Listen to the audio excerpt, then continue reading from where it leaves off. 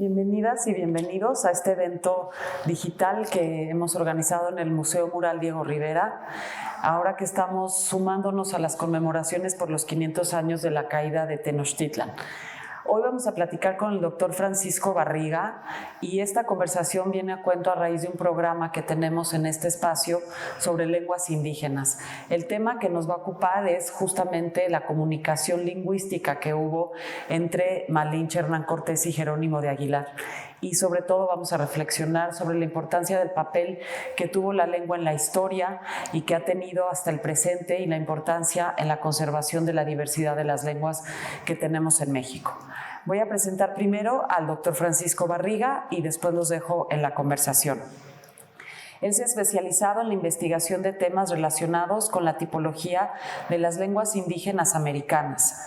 En 1992 obtuvo el Premio Nacional de Lingüística Wigberto Jiménez Moreno por su trabajo sobre los sistemas de numeración indoamericanos, que a la postre fue publicado por el Instituto de Investigaciones Filológicas de la UNAM.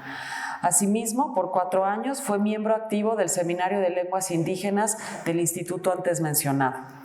Para obtener el título de maestro, investigó los sistemas pronominales de las lenguas indígenas de nuestro continente, desde el Ártico hasta la Tierra del Fuego.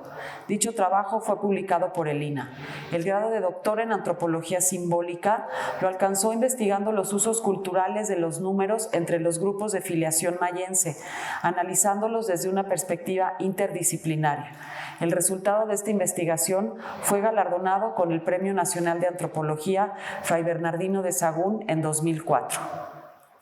A la par de su labor de investigación, ha desarrollado una intensa actividad docente tanto a nivel de licenciatura como de posgrado, principalmente en la Escuela Nacional de Antropología e Historia.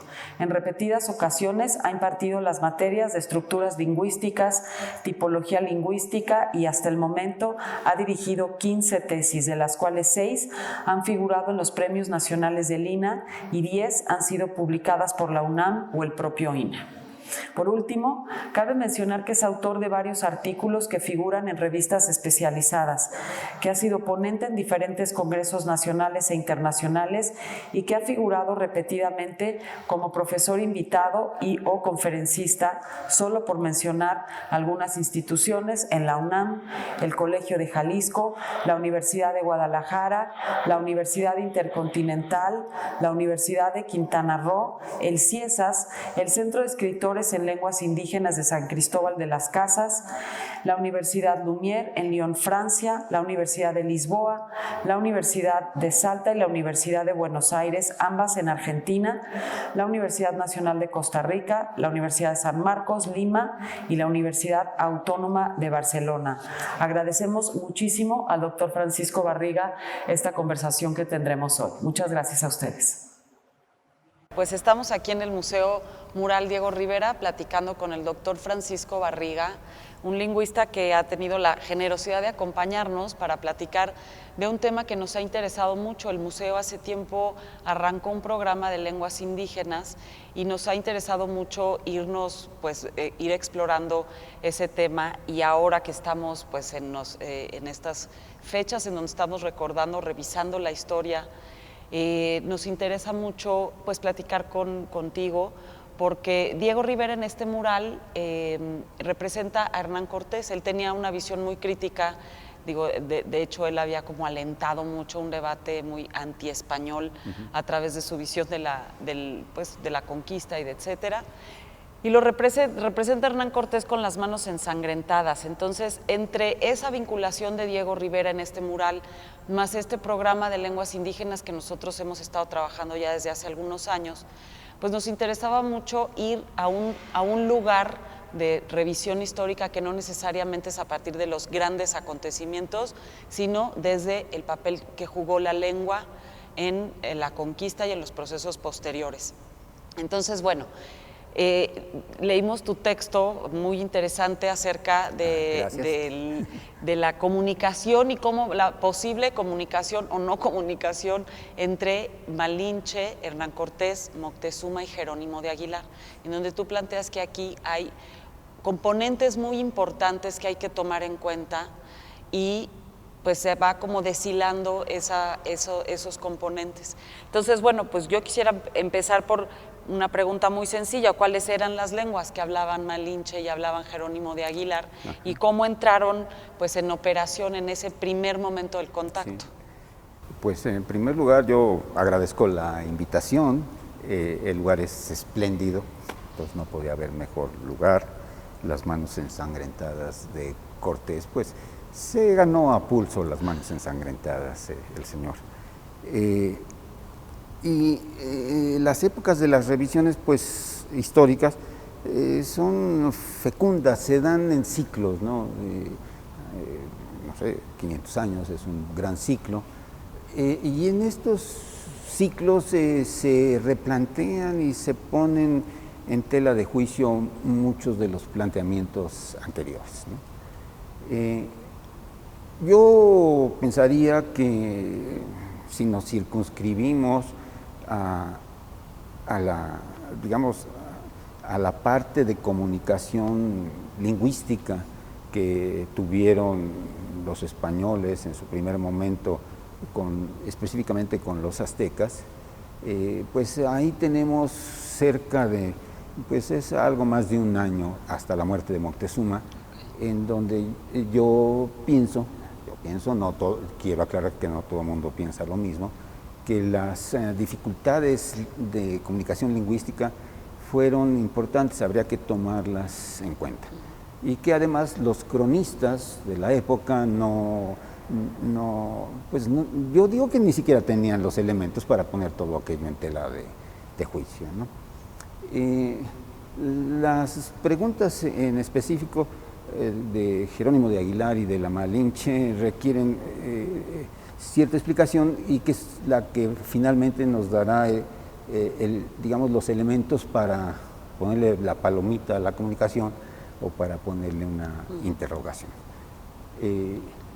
Jerónimo de Aguilar tiene una historia interesante. Él naufraga, un barco en el que iba naufraga enfrente de la isla de Jamaica, en un arrecife de los alacranes, creo que le llaman, tiene varios nombres el arrecife, y ya ante la inevitabilidad de que se va a hundir la nave de aquel entonces, 20 personas que iban ahí se hacinan en una lancha salvavidas y se quedan a la deriva, ¿no? A la deriva, y la corriente los va arrastrando hasta que llegan a la costa de lo que es Quintana Roo, más o menos, actualmente.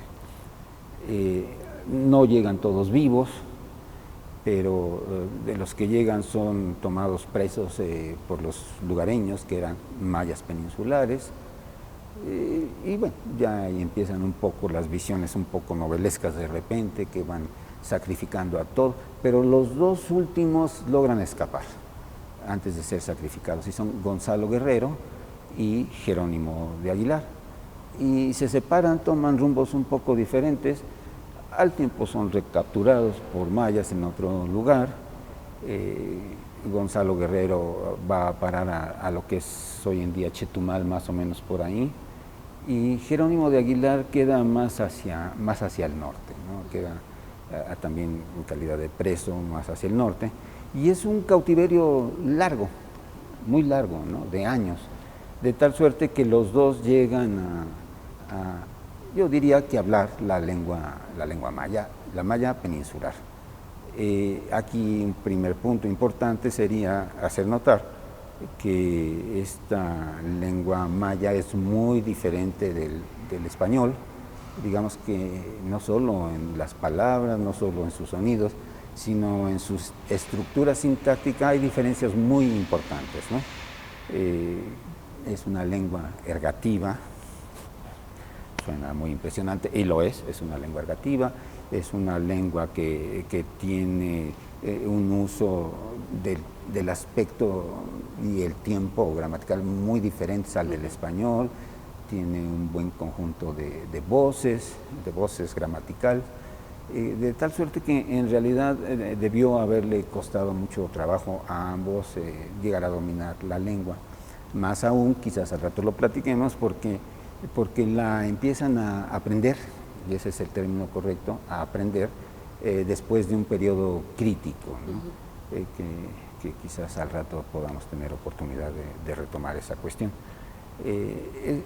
Entonces, eso pasa con los dos, pero Gonzalo Guerrero, a diferencia de Jerónimo de Aguilar, se integra completamente a la cultura maya, se horada los oídos, se escarifica, se tatúa, aprende la lengua, se casa con la hija del cacique y se mayaniza completamente, sí, ¿no? Y eso fue Gonzalo Guerrero. Funda una familia, una bonita familia, así, su mujer, tiene 3 hijos, los hijos son bilingües, español. Ahí es donde nace realmente nuestro mestizaje, ¿no? No es con la Malinche, es con Gonzalo Guerrero. Jerónimo de Aguilar, por su parte, pues ahí está, y ahora sí que ahí la va pasando. Y cuando en la tercera intentona para tomar aquí ya una conquista más formal en lo que es actualmente nuestro país, Hernán Cortés ya trae consigo a un indígena maya que se habían llevado por allá en las expediciones anteriores, Melchorejo. Bueno, se habían llevado a 2, a Juliancillo. A Juliancillo le agarra la tremenda depresión y muere en Cuba, pero a Melchorejo sí lo trae.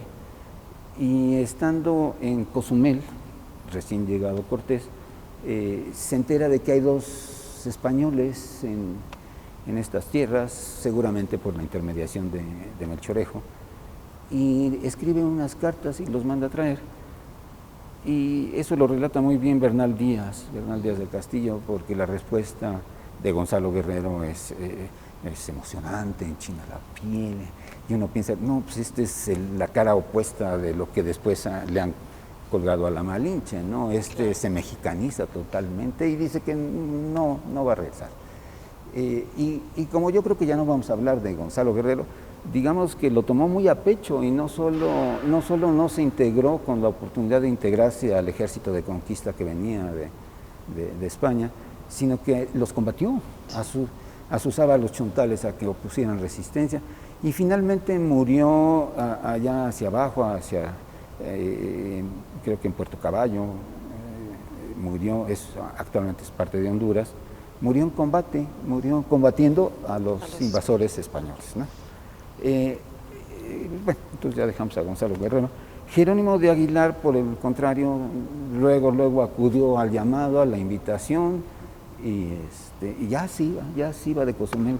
Cortés, pensando que no le iban a hacer caso, cuando lo vio venir y ya llegó, retrasó su partida un día, y bueno, pues era magnífico porque él podía hablar maya y hablar español.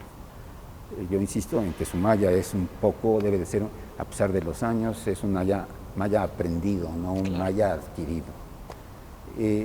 Y se van.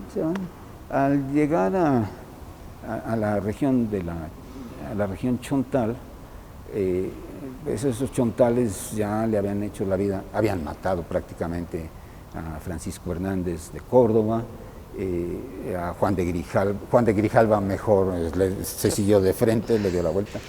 Y a Cortés le aconsejaron que se siguiera de frente, pero Cortés dijo, no, aquí vamos a parar, y puso a Jerónimo de Aguilar a que les echara un discurso en maya. Los otros, quién sabe que le hayan entendido, pero estaban furiosos, y se armó la sacapela, el combate. Ahí aprovechó Melchorejo para escaparse. Ya de ahí ya no volvimos a saber más de Melchorejo. Y finalmente salieron triunfadores en esta tercera ocasión, salieron triunfadores los españoles, y fieles a las costumbres bélicas, pues estos chontales llevaron una serie de tributos, y entre ellos entregaron 20 mujeres a los españoles, una de las cuales era Malintzin, que mejor conocemos como la Malinche, ¿no? Ajá. Entonces dejamos ahí a Jerónimo de Aguilar, que era hablante de maya peninsular y por supuesto de español. La Malinche tiene una historia también igual de complicada y creo que es peor reseñada. Sabemos muchas versiones encontradas de la Malinche. De lo que estamos más o menos seguros es que nació en Painalá, así se llama. Yo creo que podría ser Copainalá en un momento, pero es Painalá y dicen que era painalense, por lo tanto, que es un pueblo que está a unos 40 kilómetros del actual Coatzacoalcos, ¿sí? Y que hablan náhuatl, pero no es el náhuatl, digamos, central de los aztecas, que hablaban los aztecas. Es una variante dialectal, variante regional. Entre las cosas que ha cambiado en los últimos años es que el vocablo de dialecto ya no es se usa. políticamente incorrecto, aunque es yo quiero insistir ahorita que es un vocablo técnico, ¿no? Hay libros de dialectología, no de variante regionología, ¿no? Por decir algo, ¿no? Pero en fin, digamos que hablaba una variante regional que era algo diferente del náhuatl central de los aztecas, ¿no? En tiempos modernos, allá por la lejana época de cuando yo era estudiante, más o menos por esa época, hubo mucho interés por medir la inteligibilidad en las variantes, y el interés era porque se tenía la buena intención de hacer libros de textos en las lenguas indígenas, la idea de alfabetización en aquel entonces, la idea progresista de alfabetización, era alfabetizar a los indígenas en su propia lengua. Eso mostraba evidentes ventajas, un aprendizaje más rápido, tenía ventajas, ¿no? Y así fue que se pusieron a medir, porque se puede medir. Eso le llaman. Sí se puede medir. Sí, se llama dialectometría esa parte. Se puede medir, hay pruebas, hay que fabricar un instrumento, pero se puede hacer, se puede medir cuánto, digamos, en este caso, cuánto puede entender el náhuatl central del náhuatl sudoccidental, que es sudoriental, sudoccidental, que es el que era de la Malinche, esa era su lengua materna. En esa época, esas dos variantes, digamos el náhuatl central actual, que ya no es el que hablaban los aztecas hace 500 años, ¿no? Y el náhuatl del pueblo de Painalá tenían una inteligibilidad de 49%. O sea, se entendían a medias. Medio que se entendía. Pero ahí yo siempre concedo que pues el imperio era el de los aztecas y que seguramente su variante... Se hablaba o se entendía, era más una lengua franca. Más o menos profusa, ¿no? De tal suerte que los problemas de comunicación de la Malinche con los aztecas, yo no los problematizaría tanto. Okay. Al que sí problematizaría yo es al de Sumaya, porque bueno, ella era hija de una mujer noble de Painalá, pero después su padre muere, la mujer se vuelve a casar y para la herencia, estas cosas de ir transmitiendo el poder, pues les estorbaba la Malinche, entonces los dan a unos xicalancas, xicalancas. Vamos a considerar también que eran comerciantes, ¿sí? Y con ellos dura bastantes años, ¿no? Clavijero, esta parte de las biografías de la Malinche son complicadas, pero Clavijero dice que llega a aprender con los señores chontales. Estos xicalancas la venden en Centla a los chontales, y ya llega ya grande, ya no es una niña, ya es una chica puber cuando llega a establecerse con los xicalancas. Si Clavijero tiene razón, entonces tienen menos tiempo todavía para aprender el maya chontal. El maya chontal. Y el gran pero sería también que el maya chontal y el maya yucateco, aquí ya no estamos hablando de variantes regionales. Sí. No son dos nahuas, estos no son dos variantes de una misma lengua, estas ya son dos lenguas completamente diferentes, de la misma familia, ¿sí? Pero ya son dos lenguas diferentes. Hace días me preguntaban también en una reunión, de cuánto tiempo, cuál sería la diversificación, ¿no? Y se ha calculado que más o menos la familia mayense empezó a diversificarse en 4 grandes bloques, uno de los cuales eran las lenguas chontales y otro de las lenguas eran las mayas peninsulares. Y eso empezó a suceder hace 3.500 años. Si consideramos, por ejemplo, que las lenguas romance, como estamos ahorita en las lenguas romances, pues esas tienen 2.000 años, ¿no? Hace 2.000 años se hablaba latín y evolucionaron y total se empezaron a separar hace 2.000 años y tenemos lenguas como, siempre pongo al rumano, perdón Marisol, siempre pongo al rumano porque es el que menos entendemos, claro, ¿no? Sí. Los otros quizás, pero el rumano nos cuesta más trabajo. Pero es una lengua romance, el rumano, Nadia Comadé, Neche, siempre digo, porque, y entonces la comunicación entre los mayas chontales y los mayas peninsulares debe haber sido complicada, eso es lo que yo pienso, En esta reunión que te estaba comentando me decían que bueno, había rutas comerciales y que de alguna manera había lenguas de comercio, ¿no? Y yo de bote pronto contestaba y bueno, aprovecho la oportunidad para decirlo. Las lenguas de comercio son lenguas que son de emergencia no genética, solo tienen un vocabulario muy limitado, más que gramática, son lenguas paratácticas y sirven nomás para decir cuánto, 5, claro. Para establecer algún tipo de operaciones de compraventa, ¿no?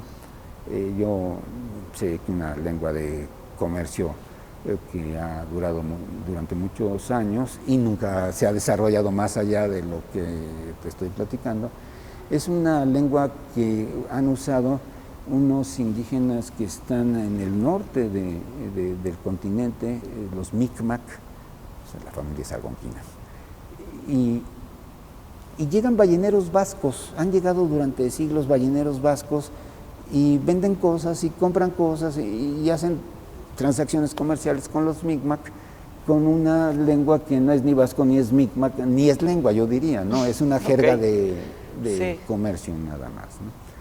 Entonces, una lengua de comercio, pensar que se haya desarrollado por estos vendedores de la legua de aquel entonces, me cuesta trabajo que sea una lengua para estar discutiendo cuestiones de teología, que si el emperador Carlos V, que si el simbolismo de la cruz, etcétera, etcétera. Yo entonces por eso pienso que la comunicación era muy poca, era complicada, muy escasa. Era realmente complicada. Y entonces porque la cadena era complicada, ¿no? Era del castellano al maya peninsular, al maya chontal, al náhuatl, o sea, ya había 4, porque ahora que digo, hay un análisis en torno a la estructura de las lenguas, pero también pensaba en una traducción, también suele suceder que no necesariamente se traduce únicamente,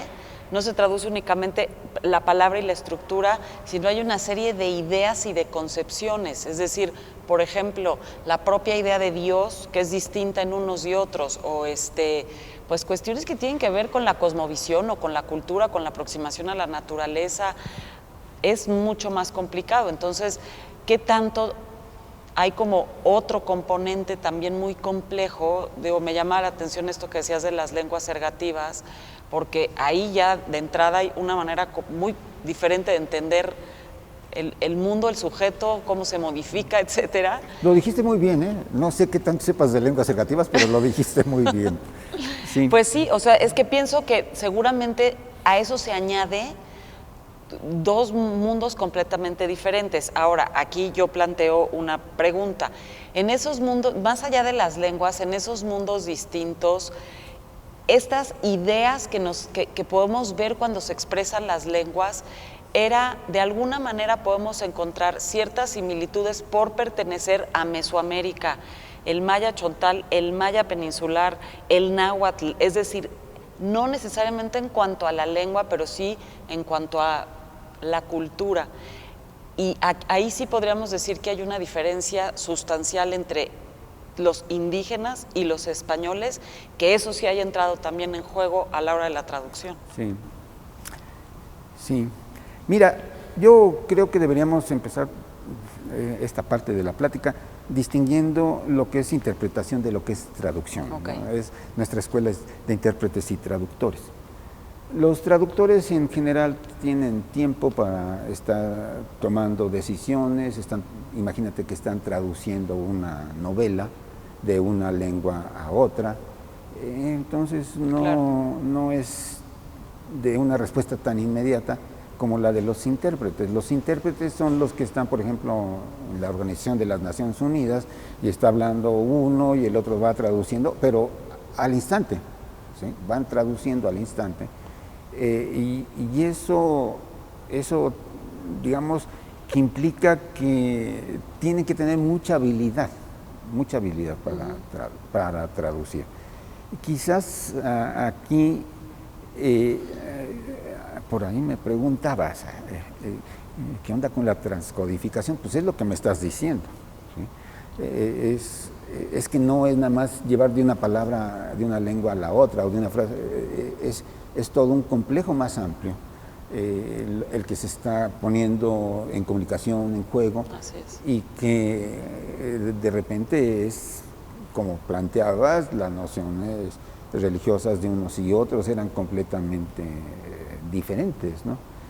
Entonces por eso yo decía, bueno, además tienen que tuvieron que haber sorteado los problemas de la transcodificación. Y hay algo muy interesante en tu texto que dice, al final también hay que añadir a esto que un intérprete, o sea, el papel que jugaron estos intérpretes también tenía que ver en qué era lo que creían que querían escuchar de ellos, o sea, qué respuestas estaban esperando a quien ellos estaban interpretando, y también su propio papel en este juego, porque me imagino que fueron muy conscientes del momento en el que estaba sucediendo, y ahí también hay una aportación personal de qué quieren oír de mí, o cómo yo, como intérprete, puedo manipular cierta información en favor de algo que yo creo que va a ser mejor o no. Eso efectivamente sucede. Pero eso, ¿no? Siempre pasa. Eso pasa. Así Eso es. siempre pasa en la ONU y pasó en aquel entonces, ¿no? Si recuperamos un poco esas cuestiones de poner de una lengua en otra, esa idea de la interpretación y la traducción son inventos modernos, ¿no? Antes todos eran traductores y entonces daban origen pues no sé, a refranes como traductore, traditore, ¿no? Que es traductor, traidor, ¿no? O sea, inevitablemente va a traicionar. Pero por ahí anda rodando también algún decir de algún famoso que quizás nos ayudara un poquito más a comprender el asunto. Y tiene que ver con esto de la transcodificación también, ¿no? Es como si yo tuviera que interpretar, dicen, una partitura escrita para violín en un clavechín, ¿sí? O sea, no se puede nada más transponer y ya se acabó, ¿no? Los instrumentos son diferentes, las tesituras son diferentes, las posibilidades que ofrecen son diferentes, de tal suerte que ahí hay que negociar, en el buen sentido, negociar lingüísticamente la posibilidad de interpretar una partitura de un instrumento en otro instrumento. Claro. Lo mismo se podría decir, ¿no? De las lenguas. Cada lengua tiene su tesitura, ¿no? Bien dijiste, bueno, en Mesoamérica, pues es algo que se ha estudiado, específicamente lo estudiaron 3 gentes a las que yo, a una de ellas la conocí muy bien, a los otros 2 nomás superficialmente, pero eran tan diferentes académicamente y llegaron a algunos acuerdos sobre decir que Mesoamérica era un área lingüística, independientemente de que fuera un área cultural, era un área lingüística. Es decir, las lenguas compartían una serie de rasgos, digamos, estructurales, que estos no eran producto de la evolución, sino de la difusión por contacto, ¿no? Pero eso no significa que fueran intercomprensibles, ¿no? Ok. Ahora, una vez establecido este contacto, digamos, cae Tenochtitlan, hay una serie de, la guerra continúa alrededor del territorio que hoy llamamos México, que no necesariamente era entendido por ellos como México. ¿Qué pasa ahí con la lengua? Es decir, ¿qué pasa a lo largo de los siguientes 100, 200 años con las lenguas indígenas ya durante el virreinato? ¿Cómo juega el papel, pues la propia visión de los españoles sobre la existencia de las lenguas?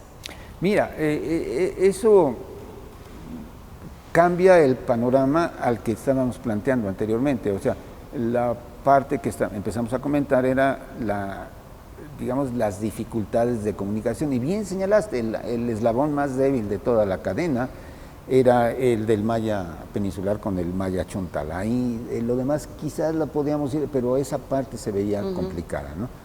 Y después pasan los años, porque ese periodo que incluso los cronistas con cierta, bueno, de vez en cuando, hasta ponen latinajos en la boca de Moctezuma, ¿no? Eso, ¿cómo puede ser, no? Entonces, no se puede tomar tan en serio, ¿no? Pero mueren, todos van muriendo finalmente, ¿no? Hablando de la Malinche, pues ¿cuál de las 3 muertes de la Malinche tomó por buena, no? Murió en una epidemia de viruela, murió apuñalada enfrente de su casa aquí en Santo Domingo, donde están los evangelistas por esos rumbos, ¿sí? O siguió viva muchísimo más tiempo del que le conceden, ¿no? Que es otra, que hay una carta por ahí que un historiador famoso localiza y dice que uno de sus hijos se refiere a la Malinche como si estuviera viva, pero muchos años después, ¿no? Entonces eso significa que habría muerto muchos años después. Entonces la Malinche está llena de una biografía muy patidifusa, es lo menos que se puede decir. Pero ya son superados ellos, ¿no? Los mismos conquistadores, Jerónimo de Aguilar se vuelve una especie de encomendero en Hidalgo, Gonzalo Guerrero ya dije que muere, en fin, hay nuevos actores, hay nuevas ideas y se establece un virreinato que empieza a tratar de establecer una política lingüística que, bueno, siempre también invocó a Nebrija, que fue el primer gramático del español.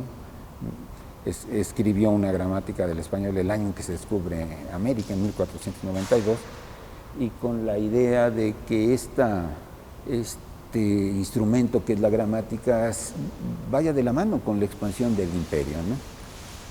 Pero la Babel indígena rebasaba con mucho, pero con mucho rebasaba, digamos, a los intentos de unificación lingüística en torno del español en su momento, razón por la cual los primeros trabajos fueron tratar de describir las lenguas indígenas de aquí, un trabajo muy de misioneros, y finalmente optaron por tener, digamos, ciertas lenguas que tenían una mayor presencia, un mayor prestigio incluso, que como si fueran lenguas más focales, y en esas se concentraron para la labor de evangelización. En algún momento incluso se llegó a proponer que el náhuatl fuera la lengua oficial, ¿no? de la Nueva España. Eso ha ido y venido, ¿no? Yo también por ahí conservaba en la época de Maximiliano. Maximiliano tenía mucho interés por el náhuatl, fíjate, mucho interés, incluso él quería aprender náhuatl, tomaba clases de náhuatl. Su maestro era un nahuatlato famoso, Chimalpopoca Galicia se llama, le daba náhuatl. Para comunicarse con sus súbditos, era un hombre así de ingenuo y a veces bien intencionado. Llegó a emitir decretos en náhuatl, que Chimalpopoca Galicia los escribía, los pegaban en las paredes para que un pueblo analfabeto se enterara de que había decretado el emperador, ¿no? Entonces ese fue otro intento, otro sueño romántico, así un poco desbordado de imponer el náhuatl, ¿no? Porque además el náhuatl era la lengua de un grupo, no era la lengua del país. Claro. Y bueno, Pero nunca hubo un intento, nunca se prohibió, por ejemplo, en ciertas comunidades, como para favorecer el aprendizaje del castellano, que se hablara entre familias o entre la comunidad, que se hablara esa lengua. Es decir, a lo mejor no se promovió el uso de la lengua nativa, pero tampoco se atacó. Eso ha pasado más en tiempos más recientes, Sí. yo creo, ¿no? Que no ha habido una prohibición explícita, pero sí ha habido una forma de represión a las lenguas, no la hables en la escuela, aquí se castellaniza. O sea, la castellanización ha ido avanzando, ¿no? Sí. Ha ido avanzando y no solo aquí, ¿no? En estos días que acaban de hacer su censo de población nuestros vecinos del norte, pues va resultando que Los Ángeles pasa a ser, en la actualidad, es la segunda ciudad con más hispanófonos del mundo, Sí. Entonces, bueno, la primera somos nosotros, la Ciudad de México, ¿no? Pero la segunda, o sea, el español es una de las lenguas más habladas del mundo, el español. Sí. Las indígenas, no sé, tienen serios problemas hacia el futuro, ¿no? Sí. ¿Crees que es una forma de colonización el uso de la lengua? O sea, que jugó incluso en esta historia aquí, en este territorio, un papel importante la lengua en el proceso de...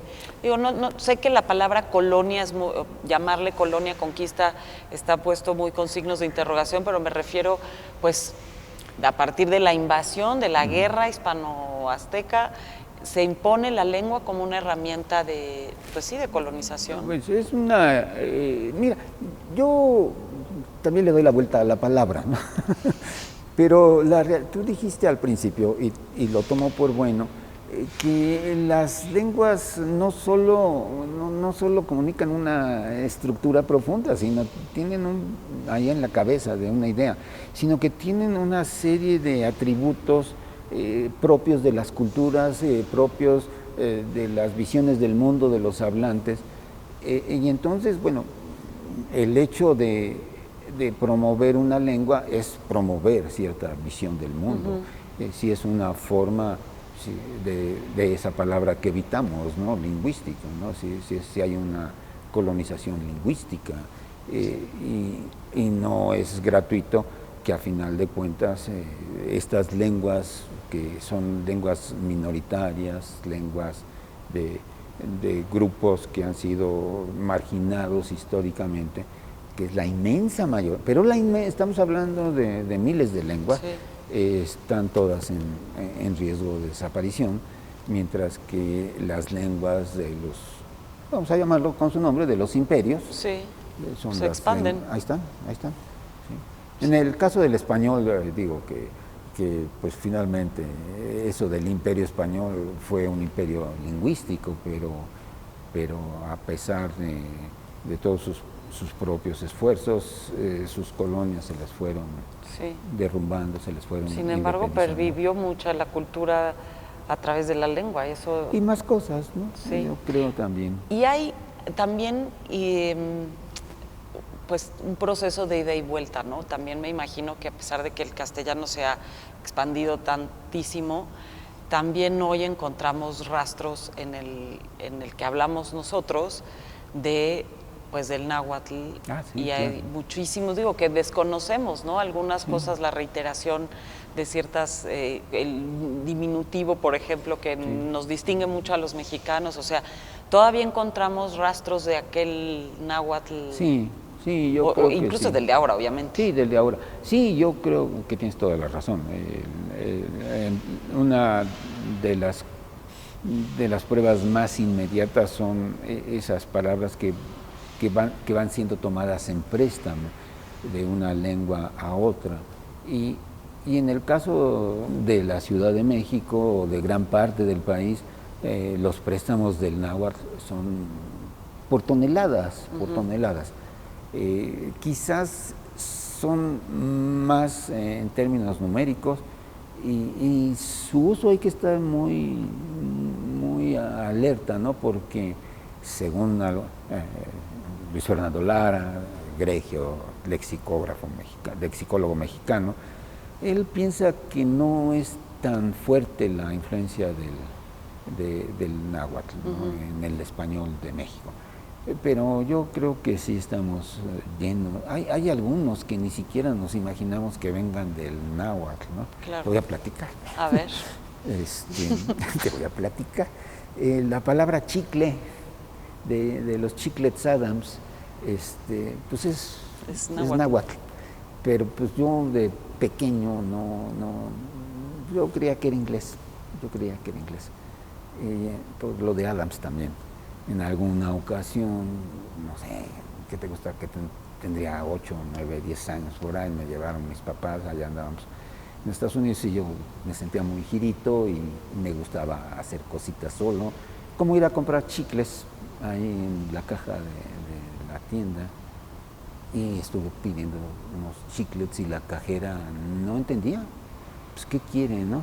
Y yo hasta, en mi soberbia, hasta intenté cambiar el chiclets por algo así como chiclets. Nada. Hasta que acabé señalando y ya, pues no. Y al tiempo aprendí que la palabra es náhuatl, que viene del chico zapote, que ni siquiera se dice chico, es chicle. Sí, exacto. El zapote. Y esa es una palabra que poca conciencia se cobra sobre que es un nahuatlismo, ¿no? Sí.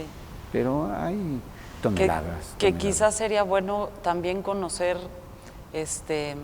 cuánto tenemos todavía, porque creo que a veces la lengua también es un instrumento de discriminación y de repente pues hacemos burla de un castellano mal hablado, cuando en realidad no es mal hablado, sino es un castellano nutrido también por otras lenguas.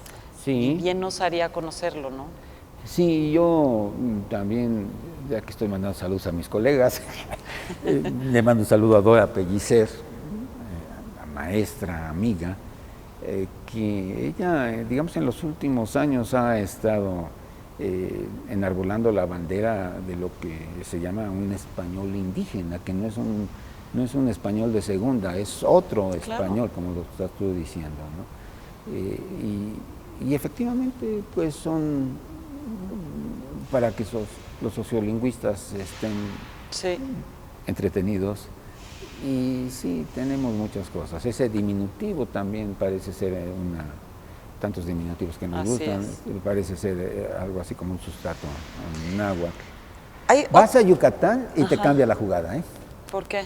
Pues porque allá el sustrato fuerte es el maya y entonces claro, sí, la influencia pero si también hay influencia ahí. Sí, si se ponen punks los hispanófonos de Yucatán, se ponen a hablar de tal forma que no es tan fácil seguirles la conversación. Claro. Queriendo hacerlo. Y tienen muchos préstamos del maya peninsular. Ok. Es que hay muchos temas que queremos platicar contigo porque tu texto y todo lo que hemos platicado previo, la verdad, dan para mucho. Hay una última cosa en relación con la historia que tocamos aquí, que es la conquista. Y luego sí me gustaría hablar de otras cosas que leí en ese texto. Pero una última es el náhuatl que escuchó, que habló, la lengua que habló Cortés, o digamos Nezahualcóyotl, por hablar de un náhuatl pues muy clásico. Hoy en día, ¿hay alguna región que pueda trazarse mucho más cerca de ese náhuatl que otras en donde ha variado más?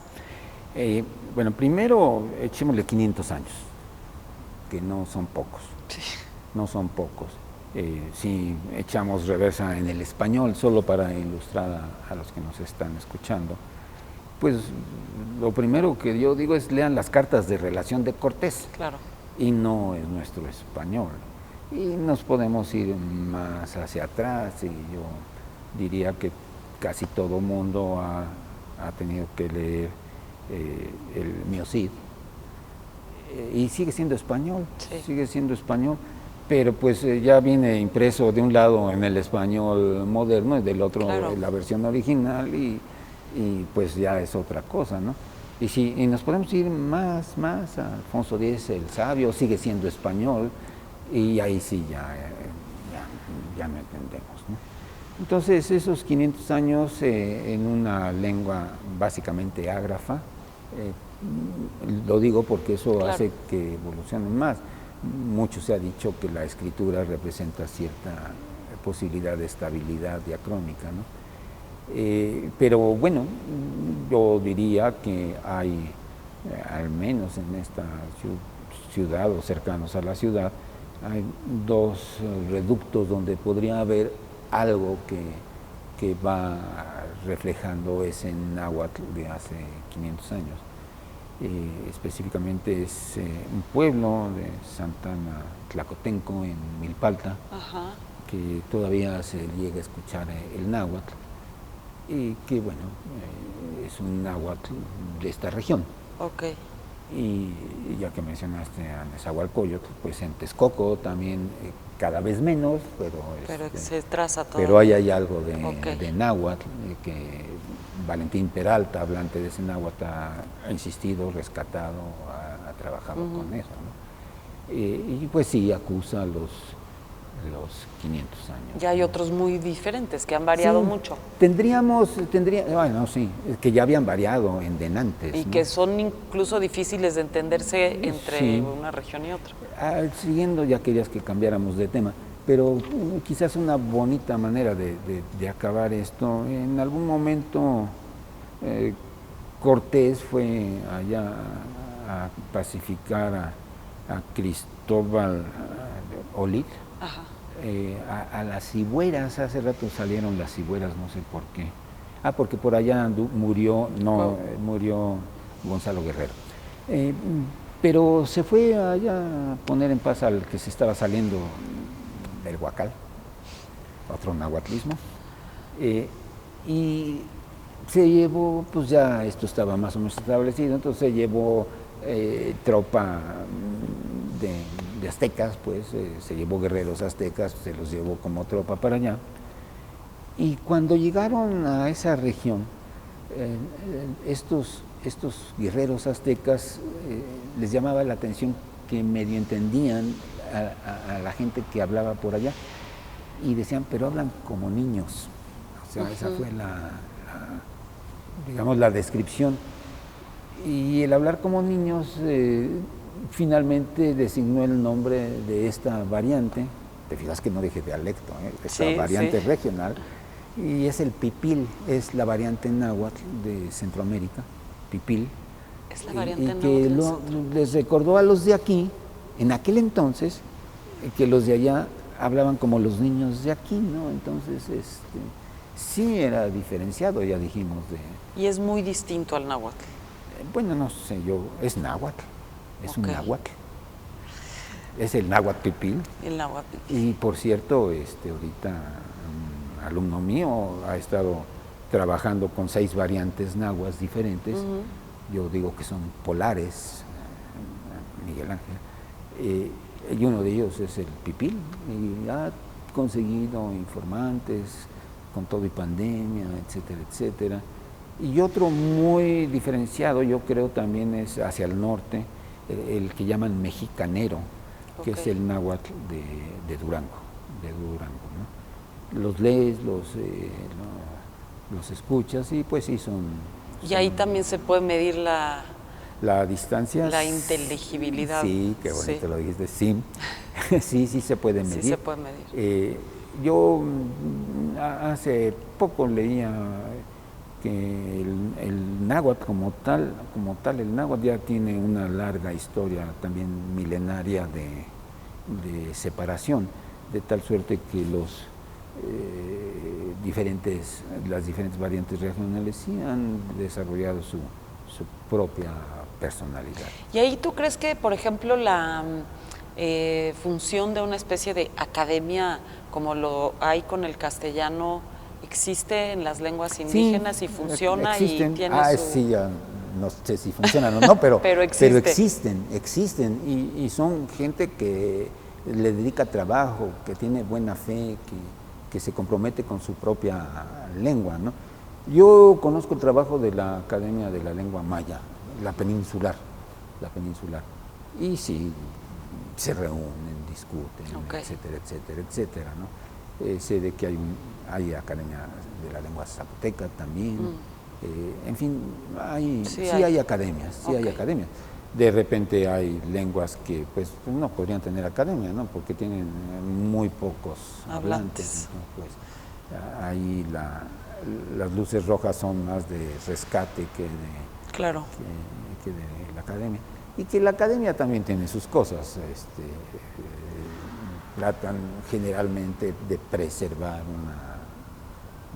un estado de lengua, ¿no? Pero pues les va evolucionando. Y la lengua está viva. Sí, está viva. Otro asunto muy interesante, y es porque habíamos comentado platicar sobre las lenguas construidas.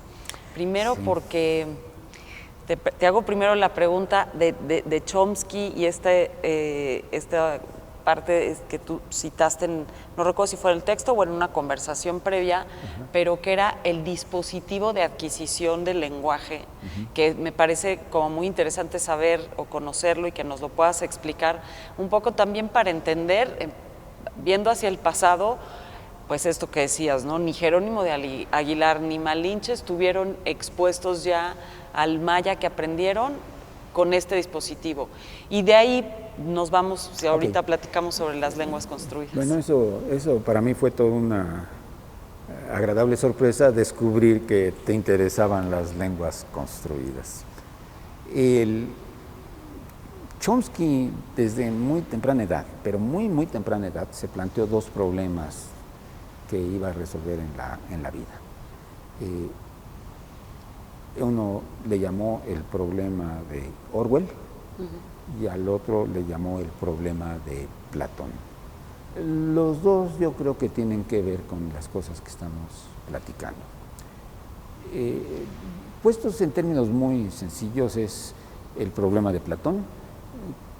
¿Cómo es que con tan poco acceso a datos, a cosas por el estilo, logramos saber tanto? Ese es uno. El problema de Orwell es exactamente lo contrario, ¿no? ¿Cómo es posible que a través de evidencias tan numerosas y contundentes negamos una realidad o podemos saber tan poco, ¿no? Bueno, los nombres de Platón y de Orwell, pues es justo por las ideas del filósofo y de la novela de 1984. En el caso del Platón, tenía que ver con la adquisición del lenguaje. Ese era el problema así que se planteó Chomsky, ¿no? ¿Cómo es posible que los niños a los 2 años, luego, eso no lo dijo Chomsky, pero yo digo, luego ni sus esfínteres pueden controlar, ¿no? Y ya están manejando una gramática que es complicadísima, ¿no? Sí. Que después un adulto que no la conoce la trata de estudiar y se va a las escuelas de lenguas, lo que sea, y no lo logra, ¿no? Entonces Chomsky, ante ese problema, él postuló la existencia de un dispositivo de adquisición del lenguaje innato. O sea, ¿y qué es lo que tiene? Bueno, eso es lo que hay que averiguar, ¿no? Pero es innato porque desde que nace el niño empieza a adquirir la lengua, a los 2 años ya maneja bastante su gramática, y a los 6 años ya hasta puede aprender. Claro. Y las estructuras más tardías, eso casi nunca los dicen, pero son ya por ahí de los 12 años. A los 12 años, clic, se acabó de operar el dispositivo que va programado en ciertos plazos, ¿no? Esto significa que después de esos 12 años de edad, pues ya no vamos a adquirir ninguna lengua, ya no la vamos a adquirir. Y es la diferencia que hace Chomsky, que dice, en todo caso la podemos aprender, pero esto ya tiene otras limitaciones, ¿no? Claro. Ya no es como una lengua primera, ya es una segunda lengua deficitaria en mayor o menor grado, ¿no? Chomsky, un poco después de su postulado, de haber postulado esto, en algún buen día cuenta la historia, además una historia muy lejana, Algún señor en Los Ángeles, siempre hay gentes trastornadas en todas partes, encerró a su mujer y a su hija, las encerró para librarlas del pecado del mundo de allá afuera, en la calle, ¿no? Y las encerró separadas, además, no juntas, separadas, una en un lugar, otra en otro lugar. No tenían contacto la madre con la hija. Y él era un padre responsable, entonces salía todos los días a buscar cómo ganarse el sustento para que no les faltara alimento, etc. Esa era la idea. Un día la señora, la madre, logró escapar de su cautiverio, el otro no le cerró bien, lo que tú quieras, y se escapó y además liberó a su hija y se salió a la calle, se salió. A mí me gusta decir que los iban caminando por Sunset Boulevard, pero eso no es cierto, ¿no?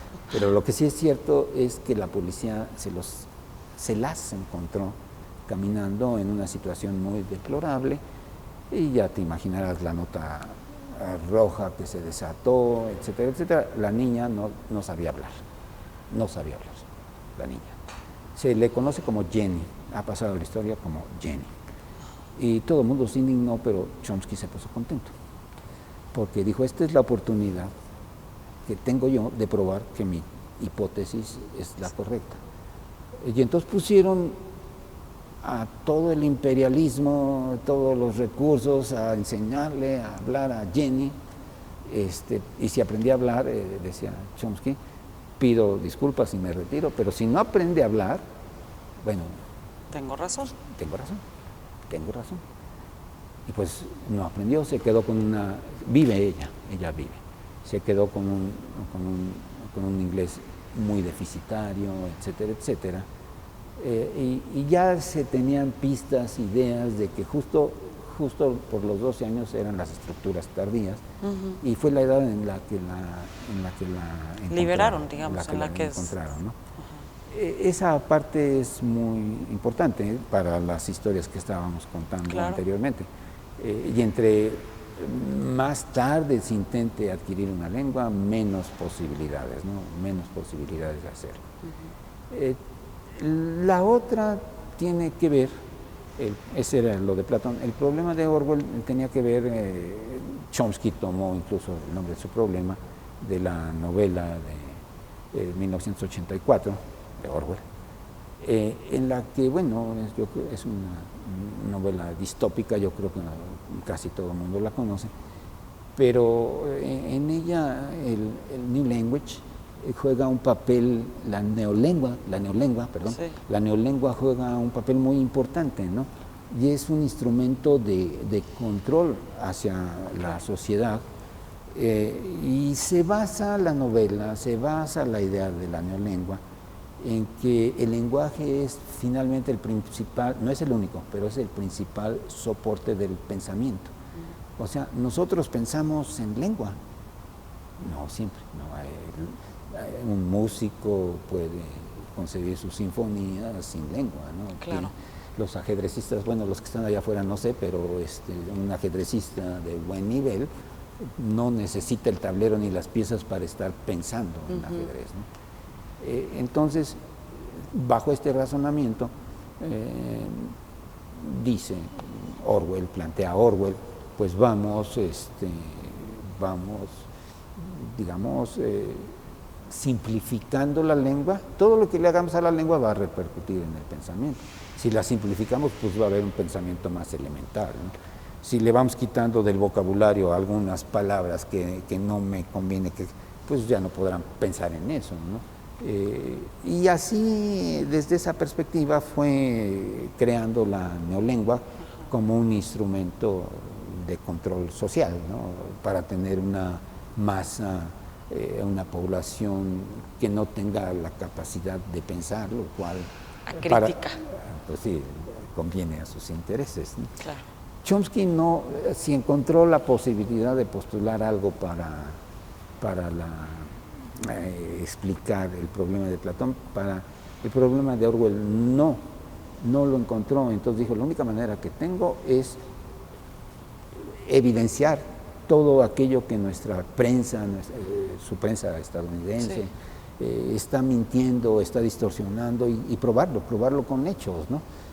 Entonces se dedicó a eso, de tal suerte que ahora mucha de la gente tiene una visión medio esquizofrénica de Chomsky, ¿no? Por un lado es el político y por otro lado es el lingüista, pero no es tan así, Marisol. Mira, digamos que las partes académicas clásicas de la lingüística, clásicas quiero decir Saussure, pensaban que la lengua era una institución social, ¿sí?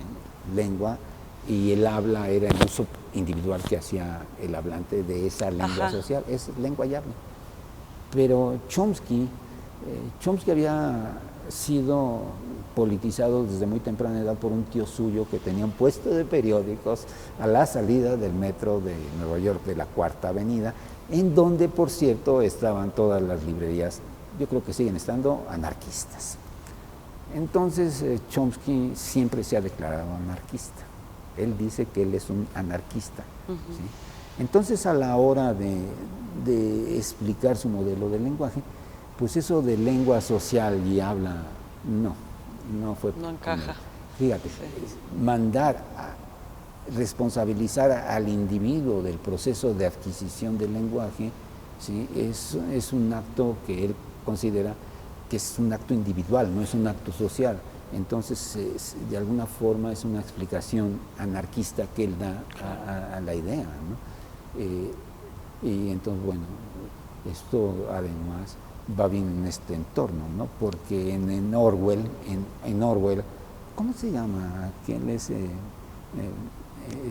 Hay un personaje que es el personaje Goldwyn se apellida. Ajá. Emanuel Goldwyn, ya me acordé. Emanuel Goldwyn, que él era parte del sistema del Big Brother, pero después empieza a rebelarse, ¿no? Sí. Y el propio Orwell dice que la inspiración de este Goldwyn es Trotsky, ¿no?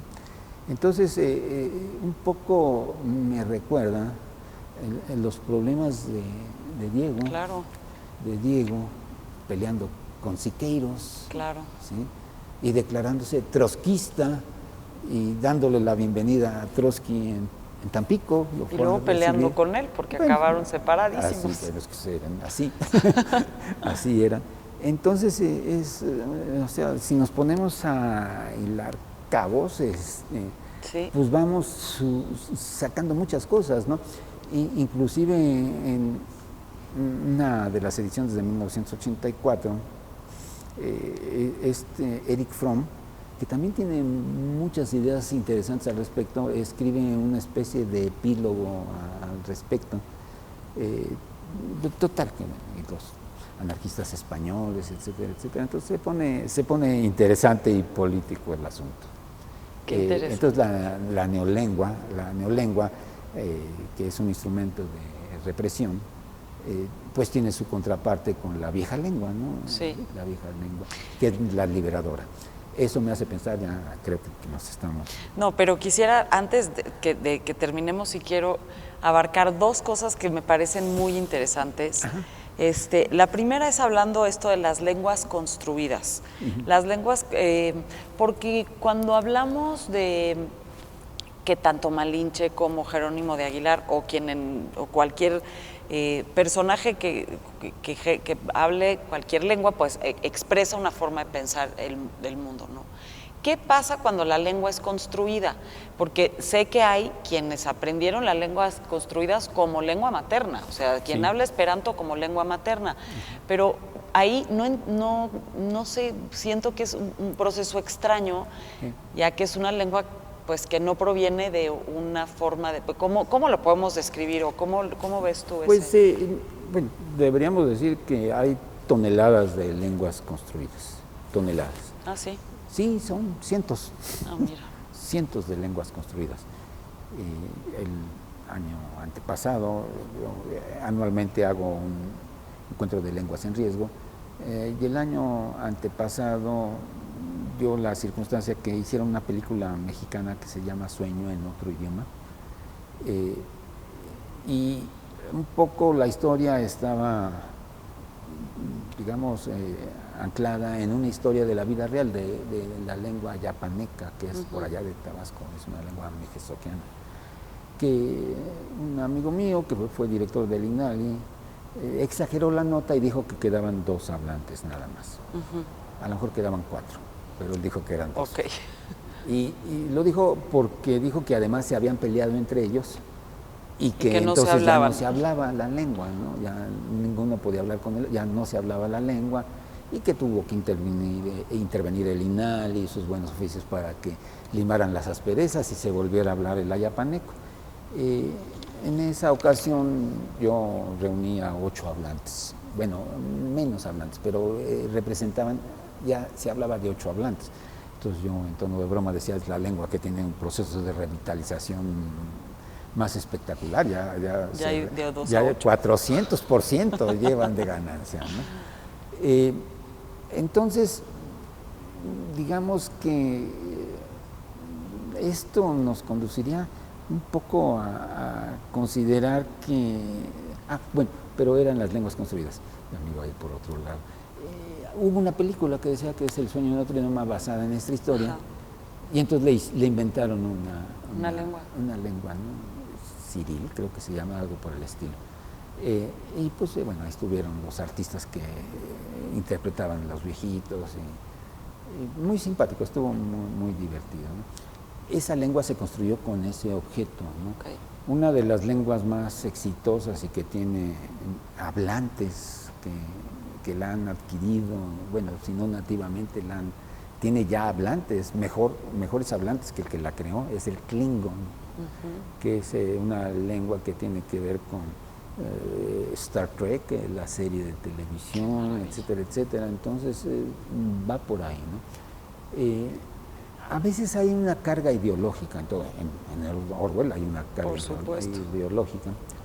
Y hay otra lengua, la Adán, que ha sido creada con una visión feminista de la lengua, ¿no?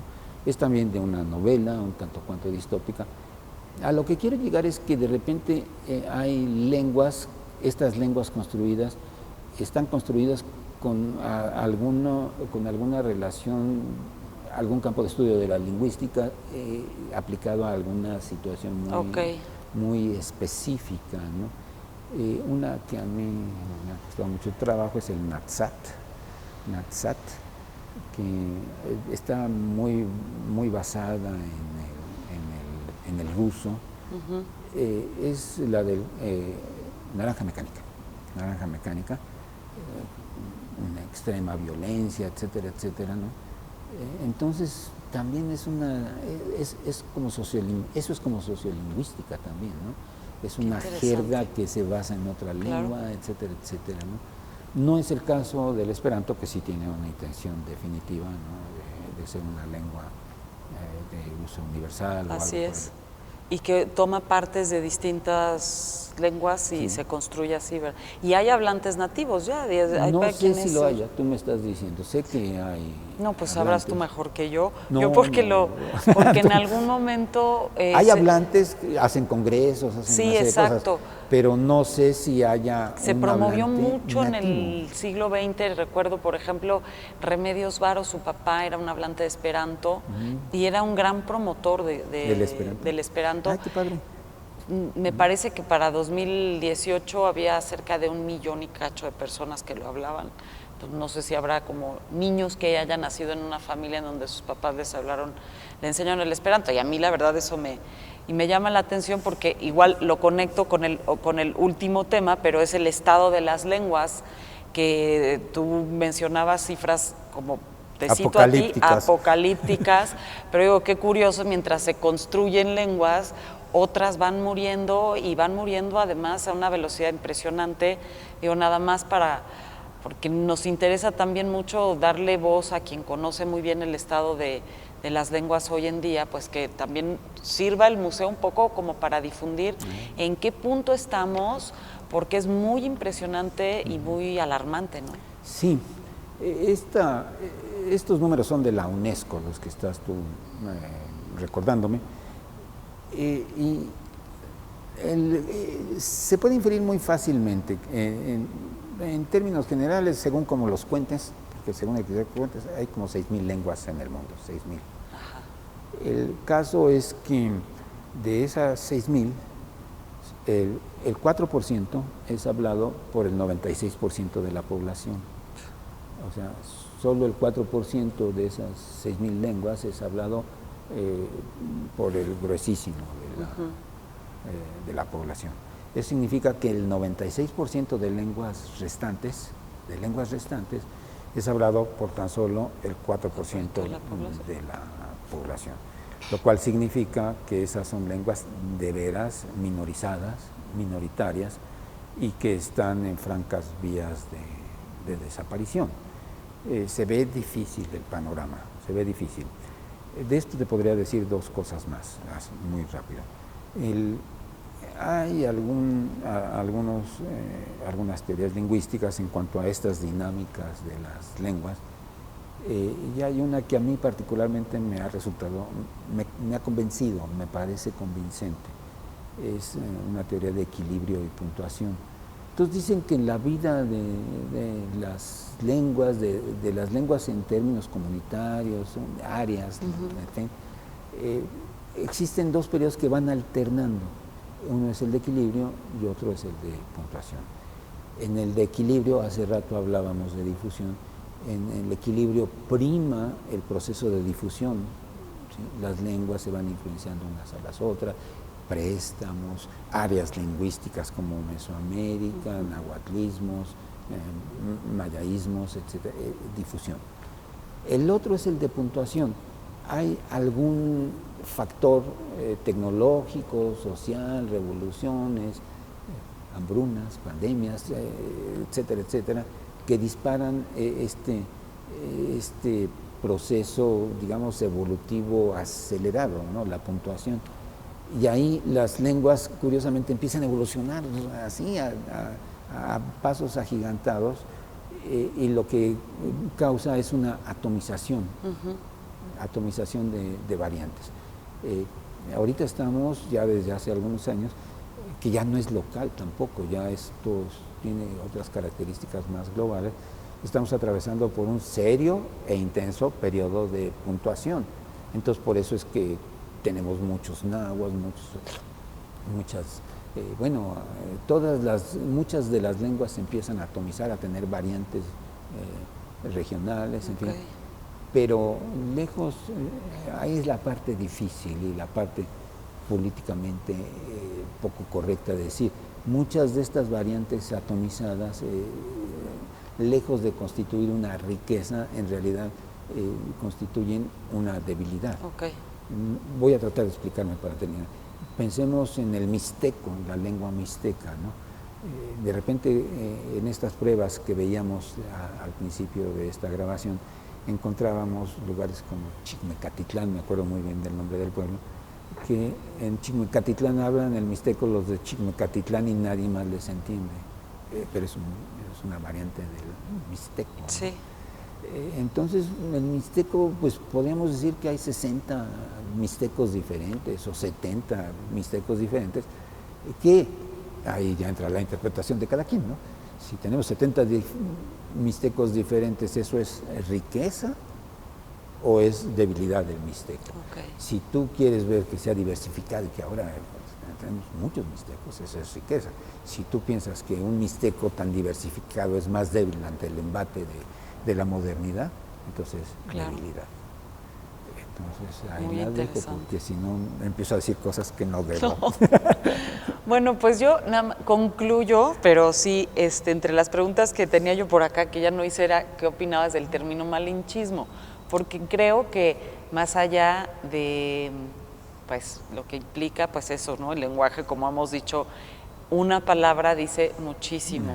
O sea, el término malinchismo, yo creo que hoy en día, afortunadamente, ya lo estamos poniendo pues en cuestión, que además pues se le atribuye al propio personaje una serie de cuestiones que están mucho más allá de sus posibilidades y sí creo que hoy en día tendríamos que cuestionarnos ese término, sí, ¿no? Sí, yo creo que ya llevamos algún rato cuestionándolo, ¿no?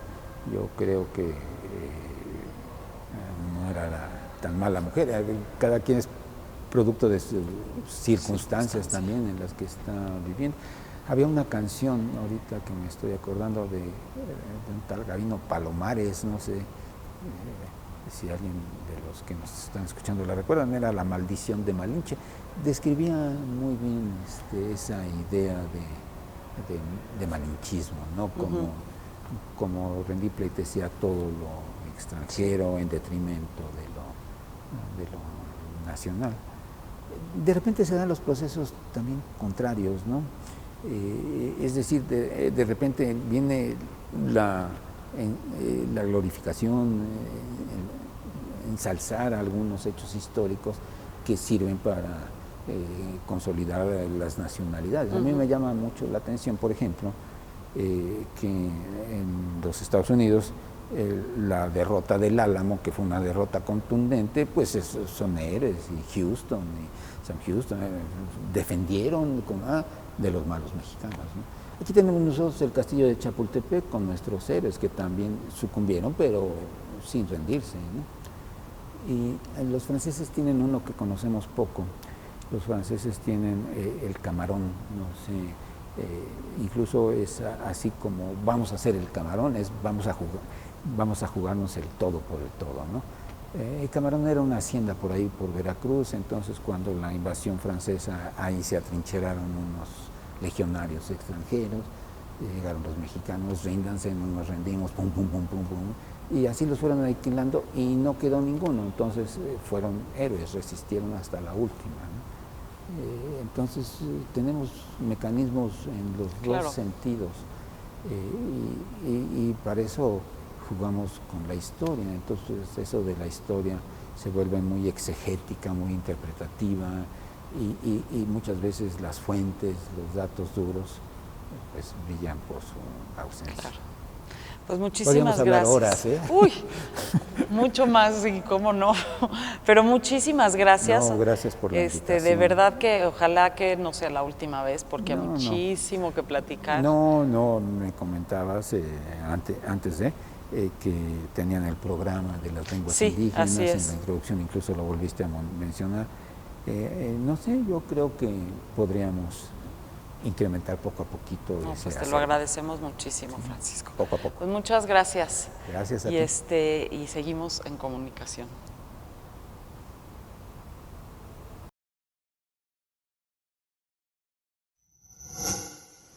Gobierno de México.